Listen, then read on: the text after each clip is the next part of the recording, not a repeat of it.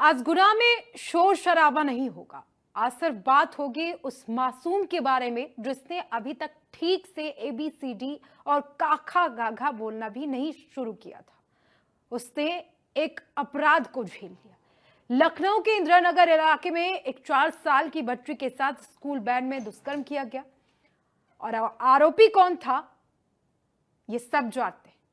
जिसे बच्ची अंकल कहती थी वही आरोपी था। नाम है मोहम्मद आरिफ। वैन चालक आते समय बच्ची के साथ अश्लील हरकत करता था। उस दिन भी जब बच्ची घर पहुंची और मां को पूरी बात बताई तो मां के पैरों तले जमीन खिसक गई। मां ने बिना देर किए स्कूल की तरफ रुख किया। स्कूल पहुंची और आरोपी ने उस दौरान पीड़ित मां को भी धमकाया। लेकिन लोग कहते हैं ना कि मां अपने बच्चों के लिए भगवान से भी लड़ जाती, तो मां ने वही किया।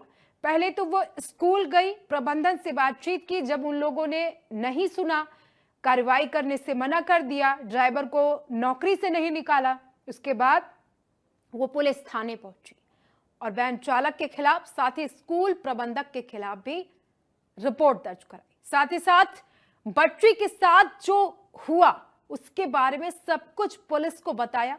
पुलिस ने उसके बाद बच्ची को मेडिकल के लिए भेजा और फिर रेप की पुष्टि हुई। मासूम का क्या कसूर था? उसने किसका क्या बिगाड़ा था?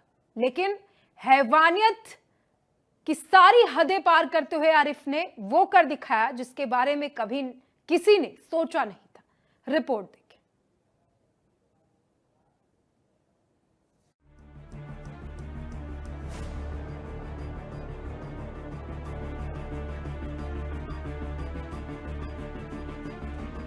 4 साल की बच्ची ने बताया सच।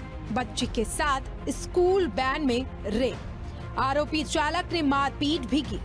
मां ने दर्ज कराई थाने में शिकायत। नाम मोहम्मद आरिफ, काम वैन चला और इरादे घिनौने। 4 साल की बच्ची की मासूमियत को छीन लिया। कल तक जो चेहरा हंसता खिलता खिलखिला रहा था, उसी चेहरे पर दरिंदे ने दर्द की लकीरें खींच दी। उसके होठों से मुस्कान छीन ली। दरिंदे ने बच्ची के साथ वो किया जिसे सुनकर आपका कलेजा फटने को होगा।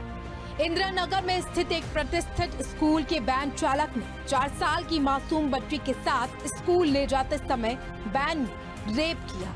इसके बाद जब बच्ची अपने घर वापस पहुंची तो उसने घटना के बारे में अपनी मां को जानकारी दी। बच्ची की बात सुनकर परिजन भी सन्न रह गए। उसकी मां तुरंत शिकायत लेकर स्कूल पहुंची। इस दौरान आरोपी चालक ने बच्ची की मां को भी धमकी दी।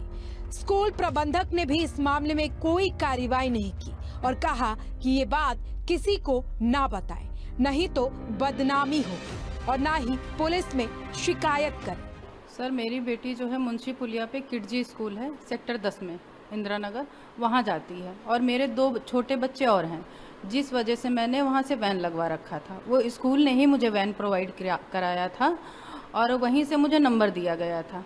अभी 1 हफ्ता हुआ है, 1 हफ्ते ही स्कूल गई थी, सेकेंड वीक ये था। मंडे को मॉर्निंग में स्कूल गई है। जो ड्राइवर है मोहम्मद आरिफ, उसके साथ। और जब स्कूल से छुट्टी का टाइम था तो मैंने उसको फ़ोन करके बोला कि आप उधर से मत लेके आइएगा, बच्चे को मैं अपने लेके आऊँगी। और जब मैं बच्चे को अपने घर लेके आई तो वो बहुत परेशान थी। मैं खाना खिलाने उसे जा रही थी तो मैंने उससे पूछा कि बेटा क्या हुआ है, तो बता नहीं रही थी। बहुत मेरे पूछने के बाद उसने बताया कि मेरे दर्द हो रहा है। तो मैंने उससे पूछा कि बेटा कहाँ दर्द हो रहा है, तो उसने अपने प्राइवेट पार्ट की तरफ इशारा करते हुए बताया कि मेरे यहाँ पे दर्द हो रहा है। उसके बाद में जब मैंने उसके प्राइवेट पार्ट को खोल के देखा तो वो जख्मी थी। फिर मैंने प्रिंसिपल मैडम को शिकायत किया, उनके पास मैं लेके गई। उन्होंने बोला ठीक है मैं बात करती हूँ। फिर सर मुझे तब भी तसल्ली नहीं मिली तो मैं इसको एक प्राइवेट डॉक्टर के पास दिखाने ले गई। वहाँ जब मैडम ने देखा तो उन्होंने बताया कि आपके बच्चे के साथ जो इसने बताया है वो सब कुछ हुआ है। मैडम ने बोला कि आपके बच्चे के प्राइवेट पार्ट में कोई चीज़ डाली गई है। सर 2 दिन मैंने वेट की, उसके बाद फिर मैं स्कूल गई तो स्कूल में मुझसे ये कहा गया कि आपका बच्चा छोटा है, उसका भी भविष्य ख़राब हो जाएगा अगर हम उसका नाम लाएंगे और हमारे स्कूल की भी रेपुटेशन ख़राब होगी। तो फिर आप ऐसा करिए कि मैं अपने स्तर से कंप्लेन कर दूंगा या तो मैं ग्रुप वाइज बच्चों का नाम दे के कंप्लेन कर दूंगा कि मतलब आपके बच्चे का नाम भी ना है और हम कह देंगे कि हमारा ड्राइवर जो है बच्चों से छेड़खानी करता है, इसलिए हम उसको निकाल रहे हैं। लेकिन सर 2 दिन मैंने इंतज़ार किया, स्कूल से कोई कंप्लेन नहीं किया गया। स्कूल के प्रबंधक ने मेरे से पूछना भी ज़रूरी नहीं समझा मेरे बच्चे के साथ क्या हुआ है, ना मिलना ज़रूरी समझा, मेरे से कोई बात नहीं की गई। 2 दिन बाद वो ड्राइवर फिर से हमको फ़ोन करने लगा हमारे बच्चे को ले जाने के लिए, जबकि स्कूल वालों ने कहा कि वो ड्राइवर को हमने निकाल दिया है। लेकिन सर ड्राइवर को नहीं निकाला गया। और जब स्कूल के बाहर हमने ड्राइवर से कहा इस बारे में कि मतलब तुमने मेरे बच्चे के साथ इतना ख़राब क्यों किया, तो वो सर वहाँ हमसे झगड़ा करने लगा, अनाप शनाप हमको उल्टा सीधा गालियाँ बकने लगा। उसने मुझे जाति सूचक भी गालियाँ दी, लेकिन सर स्कूल से कोई भी एक्शन नहीं लिया। जी बच्ची को लेकर के धमकी किस तरीके की? सर उन्होंने बोला कि अगर आप कहीं कंप्लेन करोगे तो हम आपके बच्चे को और आपको दोनों को उठवा लेंगे, ठीक इस तरीके से बोला गया। और स्कूल से भी हमसे कहा गया कि आप कोई कंप्लेन ना करिएगा। और सर अब कह रहे हैं कि हमने कोई लिखित में कंप्लेन नहीं दिया, जबकि मैं हर बात से एग्री थी। मैंने बोला था कि उसको आप पनिश कराइए, चाहे मेरे स्तर से चाहे अपने स्तर से। सर स्कूल वाले तब अपनी रेपुटेशन बचा रहे थे और आज कह रहे हैं कि हमने कोई कंप्लेन नहीं किया। मेरे पास सारे प्रूफ हैं। क्या कुछ कार्रवाइयाँ की हैं? सर पुलिस ने हमारा FIR दर्ज किया है, बच्चे का मेरे मेडिकल करवाया है और आज सर हाई कोर्ट में इसका बयान है। लेकिन माँ तो माँ होती है, माँ अपने बच्चों के लिए भगवान से भी लड़ जाती है, झगड़ जाती है। तो महिला भी बिना किसी डर के सीधे पुलिस थाने पहुंची और आरिफ के साथ प्रबंधक संदीप कुमार के खिलाफ इंदिरा नगर थाने में केस दर्ज कराया। शिकायत के आधार पर पुलिस ने आरोपी चालक मोहम्मद आरिफ को गिरफ्तार कर लिया। इस घटना को लेकर पीड़ित बच्ची की मां का बयान भी सामने। उन्होंने कहा कि मेरी बच्ची स्कूल जाती है, स्कूल की तरफ से ही बैन दिया था। सोमवार की सुबह बच्ची स्कूल गई थी, बैन का ड्राइवर मोहम्मद आरिफ था। बच्ची ने घर आकर मुझे बताया कि वो जख्मी थी। डॉक्टर के पास गए तो बच्ची के साथ गलत काम का पता चला। इसके बाद मैं स्कूल गई, प्रिंसिपल से शिकायत की, लेकिन स्कूल की ओर से कहा गया कि स्कूल का नाम खराब होगा, इसीलिए शिकायत हम दर्ज करवाए, पर स्कूल ने कुछ नहीं किया। स्कूल ने मुझसे कोई बात नहीं की। स्कूल ने ड्राइवर को नौकरी से नहीं निकाला। ड्राइवर हमें ही गाली दे रहा था। ड्राइवर ने हमें धमकी दी। पुलिस के पास जाकर FIR भी दर्ज करवाई। शिकायत में कहा गया कि घटना के समय बच्ची वैन में अकेली थी। उसकी मां ने कहा कि बच्ची ने इशारों में ड्राइवर की करतूत बताई, जिसके बाद वो बच्ची को लेकर डॉक्टर के पास गई, जहां जख्म होने की पुष्टि हुई। पुलिस के अनुसार रेप के दौरान बच्ची ने जब विरोध किया तो आरोपी ने उसे मारा, पीटा और डराया धमकाया, जिससे वो सहम गई थी। आरोपी ने बच्ची की मां को भी धमकी दी थी कि अगर शिकायत की तो बच्ची को गायब कर देंगे। ये दिनांक 17 जुलाई 2025 को थाना इंदिरा नगर में एक वादिनी द्वारा ये सूचना दी गई कि उनकी 4 वर्षीय बेटी एक स्कूल में पढ़ती है और जिस वैन के थ्रू वो स्कूल पे जाती है उस वैन चालक मोहम्मद आरिफ द्वारा उनकी लड़की के साथ गलत कृत्य किया गया है। इस सूचना का संज्ञान लेते ही थाना इंदिरा नगर में एक सुसंगत धाराओं में अभियोग पंजीकृत किया और घटना का अनावरण करने के लिए 2 टीमें लगाई गई। इन टीमों द्वारा तत्काल प्रभाव से मोहम्मद आरिफ जो वैन चालक था उसको गिरफ्तार कर लिया है। इसमें वादिनी का यह भी कहना है कि ये कृत्य सामने आने पे उन्होंने स्कूल प्रबंधक पे भी शिकायत करी थी, लेकिन कोई कार्रवाई नहीं हुई थी। इन पहलुओं की आगे जांच करी जा रही है, अग्रिम कार्रवाई प्रचलित है। इस वारदात को लेकर DCP east zone Shashank Singh ने कहा कि आरोपी के खिलाफ सख्त से सख्त कार्रवाई की जाएगी, बिना भेदभाव के निष्पक्ष न्याय मिलेगा। वहीं इस घटना को लेकर यूपी के मंत्री संजय निषाद ने भी कहा कि अपराधियों के खिलाफ कार्रवाई की जाएगी। इस घटना की निंदा करते हैं, ऐसी सजा मिलनी चाहिए जिससे अपराधियों में खौफ हो जाए। इस वारदात के बाद सवाल कई हैं। लोग जानना चाहते हैं कि आरिफ जैसे अपराधियों पर लगाम कब लगेगी। Bureau report, India news, Uttar Pradesh, Uttarakhand.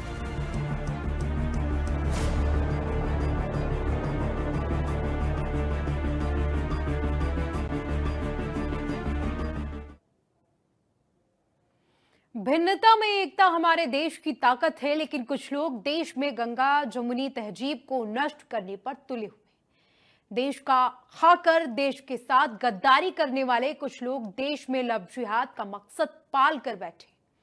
सवाल है कि कौन लोग हैं जो विदेश से मिले पैसों पर देश में सामाजिक समरसता को भंग करना चाहते हैं, वो भी ISIS मॉड्यूल पर, लश्कर तैयबा की शह पर आखिर ये क्यों केरला स्टोरी जैसी स्टोरी को अंजाम देने के बारे में सोच रहे। अवैध धर्मांतरण को लेकर अभी छांगुर की काली करतूतों पर पूरी तरीके से लगाम नहीं लगी थी, पूरी तरीके से भांडाफोड़ नहीं हो पाया था कि अब आगरा में ऑपरेशन ताज जैसा अवैध धर्मांतरण का मामला सामने है। ये छांगुर से कई गुना बड़ा है और खौफनाक तरीके से अवैध धर्मांतरण में सक्रिय था। इसका नेटवर्क 6 राज्यों में फैला हुआ था। 10 आरोपी गिरफ्तार हो चुके हैं, लेकिन इस नेटवर्क में हिंदू बेटियों को मुस्लिम बनाकर फिर उसी से फिदायीन की तरह इस्तेमाल करने की योजना सामने आई। हिंदू बेटियां जो कभी व्रत रखती थी, देवी देवताओं में असीम श्रद्धा रखती थी, अचानक हिजाब पहनने लगती, अचानक माता पिता को मूर्ति पूजकर ताने मारने लगती है। कहती हैं कि आप मूर्ति की पूजा क्यों करते हैं? तो सोचिए इन माता पिता पर क्या बीतती होगी। ये कहानी आगरा की 2 बहनों की है जो अचानक घर से गायब हो जाती है।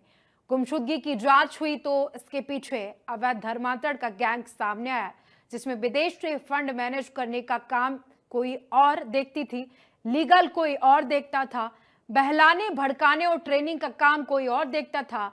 हिंदू बेटियों पर आने वाले खतरों को देखते हुए यूपी के मुख्यमंत्री योगी आदित्यनाथ के निर्देश पर यूपी में मिशन अस्मिता अभियान चलाया जा रहा है और इस अभियान के तहत ऐसे अवैध धर्मांतरण गैंग की लगातार पोल खोली जा रही है। लगातार इन जैसे अपराधियों पर एक्शन लिया जा रहा है।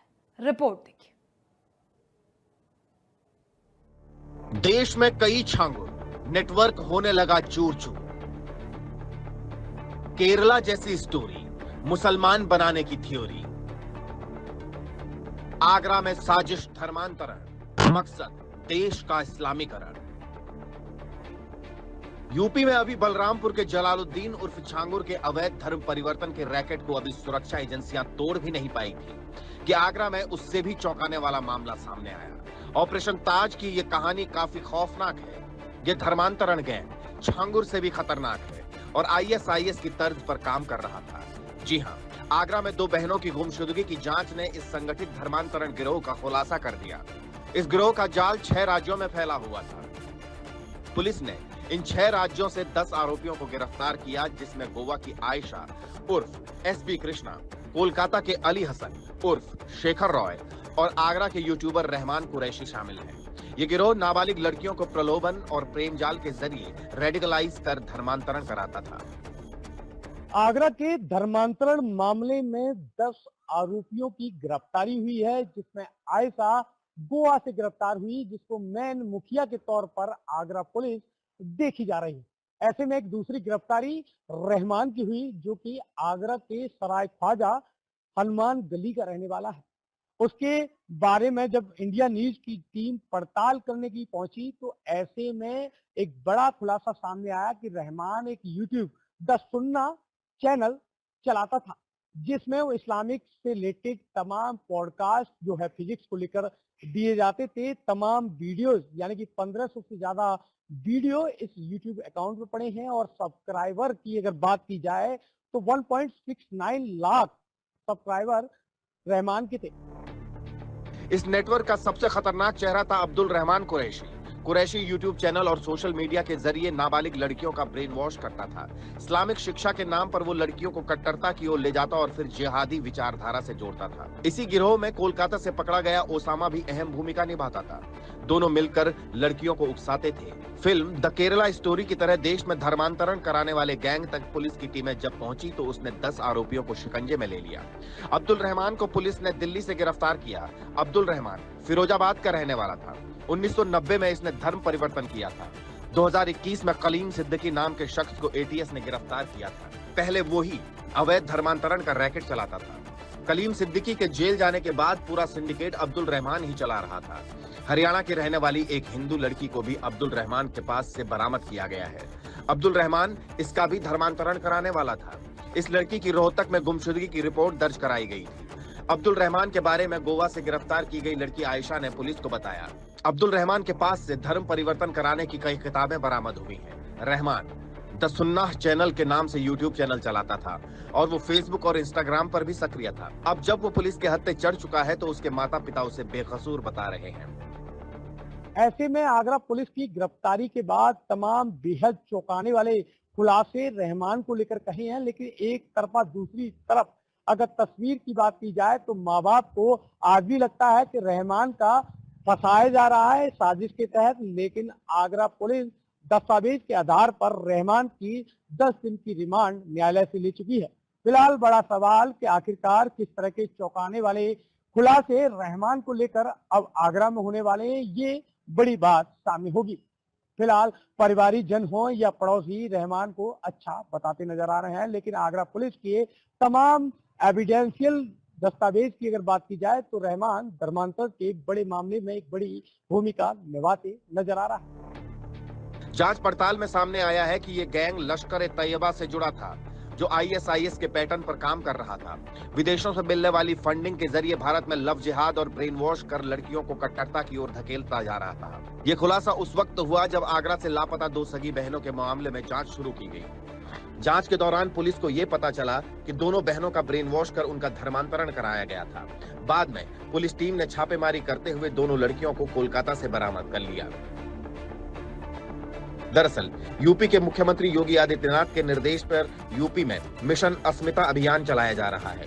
जांच में सामने आया है कि इस गिरोह को कनाडा, अमेरिका और दुबई से करोड़ों रुपए की अंतर्राष्ट्रीय फंडिंग मिल रही थी। गैंग की फाइनेंसर गोवा की रहने वाली आयशा उर्फ एसबी कृष्णा थी। आयशा विदेश से आने वाली फंडिंग को देश भर में बांटने का काम करती थी। जांच में सामने आया है कि कनाडा में बैठा सैयद दाऊद अहमद फंडिंग को डायरेक्ट भारत में आयशा के खातों में भेजता था। आयशा का पति शेखर रॉय उर्फ हसन अली कोलकाता में बैठकर काम करता था। वो गैंग का लीगल एडवाइजर था। वो भी अरेस्ट हो चुका है। वो धर्मांतरण से जुड़े कानूनी दस्तावेज तैयार करवाने और कागजी कार्रवाई पूरी करने का जिम्मा संभालता था। ये पैसा भारत में धार्मिक कट्टरता फैलाने, युवतियों को फंसाने और उनका धर्म परिवर्तन कराने जैसे कार्यों में खर्च किया जा रहा था। पुलिस के अनुसार ये गिरोह आईएसआईएस के कट्टरपंथी मॉड्यूल की तर्ज पर ही काम कर रहा था। उनके तौर तरीके, फंडिंग चैनल और नेटवर्किंग उसी शैली में संचालित हो रही थी। पीड़ित परिवार की बात करें तो उनके शब्दों में वो दर्द और झटका साफ नजर आता है, जिसे किसी भी सामान्य परिवार ने कभी सोचा नहीं होगा। जिन 2 बहनों की गुमशुदगी के बाद ये मामला सामने आया, उनमें बड़ी बेटी कभी नवरात्रि के व्रत रखती थी, देवी देवताओं में श्रद्धा रखती थी, लेकिन बहकाने के बाद वो गणेश भगवान को अचानक सूंड वाला देवता कहने लगी, हिजाब पहनने लगी, पर्दा करने की बात करने लगी और अपने परिवार को बुत परस्त कहकर उनका विरोध करने लगी। परिवार का कहना है कि उन्होंने 4 साल तक अपनी बेटी पर नजर रखी, लेकिन आखिर में वो अपनी 19 साल की बहन को लेकर भाग गई। बाहर उसे बहकाने वाला गैंग तैयार था। उसने उसे सपोर्ट किया और दोनों के निकाह की भी तैयारी हो चुकी थी। लेकिन अब पुलिस का शिकंजा कस चुका है। अवैध धर्मांतरण का नेटवर्क ध्वस्त हो चुका है। Bureau report, India news. तो अब बात करेंगे प्रदेश की तमाम उन खबरों के बारे में जो योगी पुलिस की सुपर एक्शन की है। किस तरीके से अपराधियों पर योगी फोर्स ने शिकंजा कसा है, किस तरीके से योगी फोर्स कहन भरकर टूट पड़ी है, ये बताएंगे, समझाएंगे। और फोर्स किस तरीके से लगातार अपराध पर लगाम लगा रही है और अपराधियों के खिलाफ लगातार एक्शन ले रही है। जीरो टॉलरेंस की नीति के तहत योगी फोर्स ने बीते 48 घंटे के अंदर 6 जिले में अपराधियों पर कड़ी कार्रवाई की है। ऑपरेशन लंगड़ा के तहत ये अपराधी पुलिस के शिकंजे में फंस गए।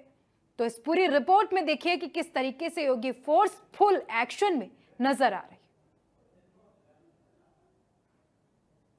बागपत, वाराणसी, लखनऊ, सुल्तानपुर, श्रावस्ती, बरेली, ये वो 6 शहर हैं जहां पर योगी फोर्स सुपर एक्शन में नजर आई। ये तस्वीरें इस बात की गवाह है कि किस तरह से योगी फोर्स ने अपराधियों पर नकेल कसी।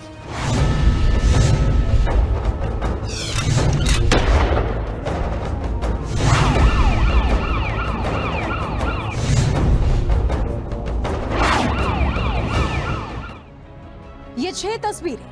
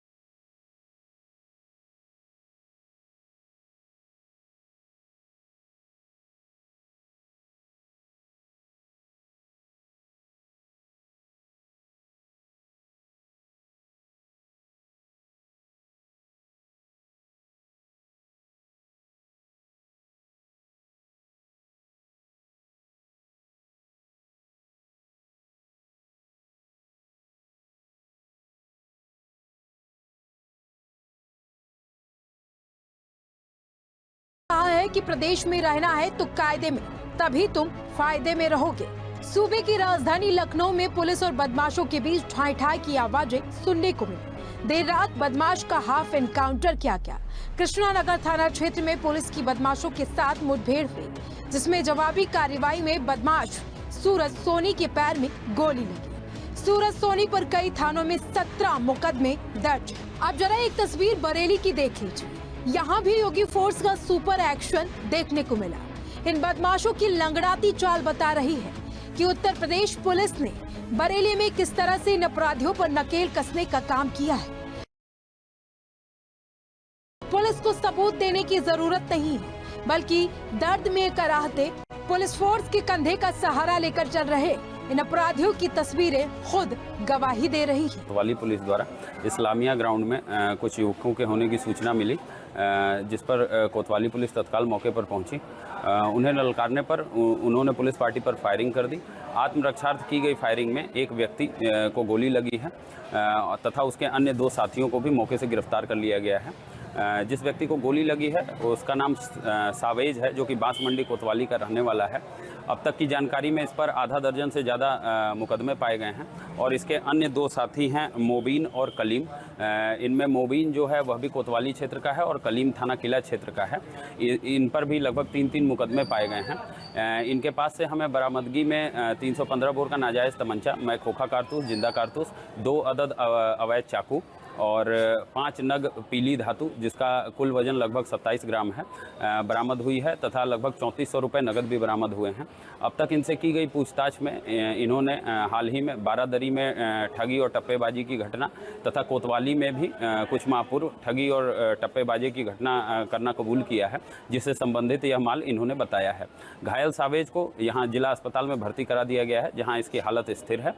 थाना हाजा पर सुसंगत धाराओं में मुकदमा पंजीकृत कर लिया गया है। न सिर्फ बरेली बल्कि श्रावस्ती में भी उत्तर प्रदेश पुलिस का जलवा जलाल कायम रहा। ऑपरेशन धरपकड़ में पुलिस को बड़ी कामयाबी हाथ लगी। पुलिस ने जिले में 12 वारंटियों को गिरफ्तार कर जेल भेज दिया। इन शातिरों पर कई मुकदमे दर्ज हैं और ये सभी कई दिनों से फरार चल रहे थे। अब जरा एक नजर डाल लेते हैं इस तस्वीर पर, जो अपराधियों के लिए काल बनी योगी फोर्स की है। सुल्तानपुर में भी पुलिस का सुपर एक्शन देखने को मिला। एसओजी और पुलिस की टीम ने बदमाशों के साथ मुठभेड़ की। बदमाशों की घेराबंदी के दौरान बदमाशों ने पुलिस टीम पर फायरिंग की। फिर क्या, पुलिस भी अपने रौद्र रूप में आ जाती है और वो करती है जो इन बदमाशों ने कभी सोचा नहीं था। एक के बाद एक गोलियां चलने की आवाजें पूरे इलाके में गूंज उठती है और आखिरकार पुलिस 2 बदमाशों को गिरफ्तार करने में कामयाब हो जाती है। वही मौके से एक अपराधी फरार हो गया, जिसकी तलाश में पुलिस जुटी हुई है। हत्या की योजना बनाते हुए 2 व्यक्तियों से पुलिस की मुठभेड़ हुई थी, जिसमें 2 अभियुक्तों के पैर में गोली लगी थी और 3 अभियुक्त भाग जाने में सफल रहे थे। उसी क्रम में आज दिनांक 20 जुलाई को थाना कादीपुर में इन जो भागे हुए लोग थे, इनकी पतारदर्शी सुरागरसी में हमारी टीमें लगी हुई थी। हमारी एसओजी टीम, हमारी थानों की पुलिस लगी थी। वाराणसी वैसे तो मशहूर है तर्पण और समर्पण के लिए, सैर सपाटे के लिए, लेकिन यहाँ पर कुछ अपराधियों ने कुछ दिनों से पुलिस की नाक में दम कर रखा था, जिसको देखते हुए योगी फोर्स की बड़गांव थाना क्षेत्र में अपराधियों के साथ मुठभेड़ हुई। दोनों तरफ से हुई गोलीबारी में एक अपराधी अजय गुप्ता के पैर में गोली लगी, बाकी के मौके से फरार हो गए।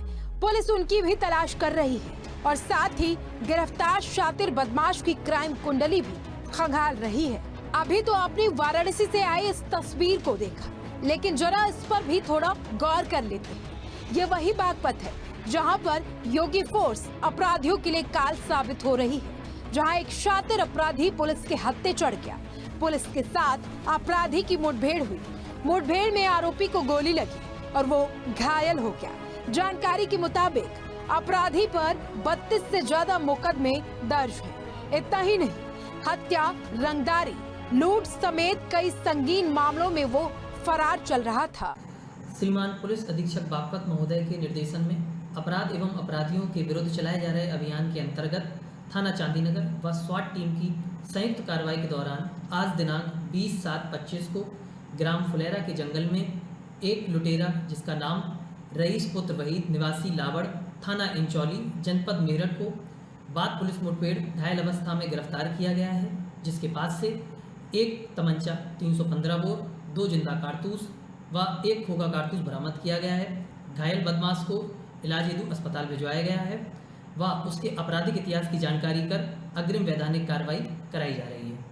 बीते 48 घंटे में योगी की पुलिस ने 6 जिलों में इन अपराधियों पर ऐसी नकेल कसी है जिसकी वजह से अपराधी थर-थर कांप रहे हैं। उत्तर प्रदेश पुलिस ने साफ कर दिया है कि यूपी में रहना है तो फिर अपराध और अपराध की दुनिया को छोड़ना होगा, नहीं तो जो इन बदमाशों का हाल हुआ यही हाल उन सभी अपराधियों का होने वाला है जो कानून व्यवस्था को चुनौती देंगे। ये तस्वीरें आने वाले समय के लिए एक नजीर बन गई है, एक सबक है कि अगर गुनाह का रास्ता अख्तियार किया तो योगी पुलिस आपको भी छोड़ने वालों में से नहीं है और आप पर भी कहर बनकर टूट पड़ेगी। Bureau report, India news, Uttar Pradesh, Uttarakhand.